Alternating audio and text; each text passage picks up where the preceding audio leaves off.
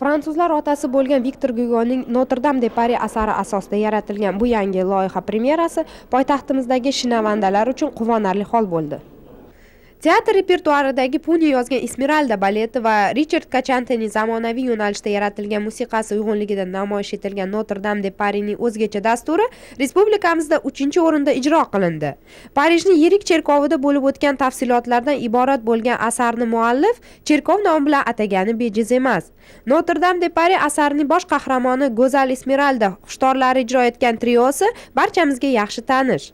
Asar vatanida muvaffaqiyat bilan davom etayotgan va Rossiyada ruscha talqinda ko'rsatilayotgan mashhur myuzikl qahramonlari bo'lmish Kvazimoda rolidagi Petkun, Febning ijrochisi Makarskiy va Frol ko'rinishidagi Golubevlar shahrimizda ham o'z triolarini bayramona kayfiyatda tomoshabinlarga taqdim etdilar.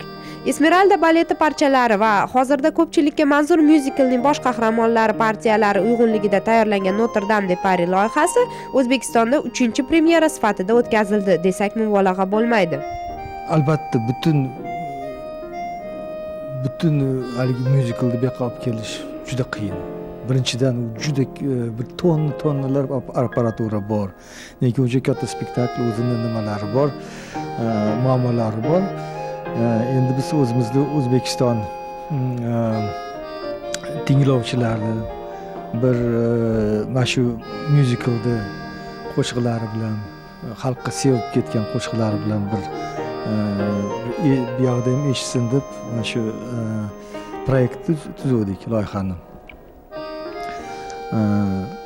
Menimcha juda ma'qul bo'ldi.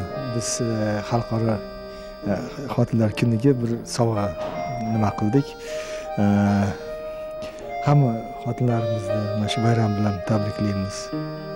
Viktor Gugo kecha va bugun shiori ostida tashkil etilgan bu dastur 1,5 soat davomida orziqib kutgan muxlislarga olam quvonch bag'ishladi. Oradagi davr masofalariga qaramay, inson qadr-qimmati, ichki dunyosini aks etuvchi bunday asarlar ma'naviy boyligimiz bo'lgan barcha xususiyatlarni tarannum etadi.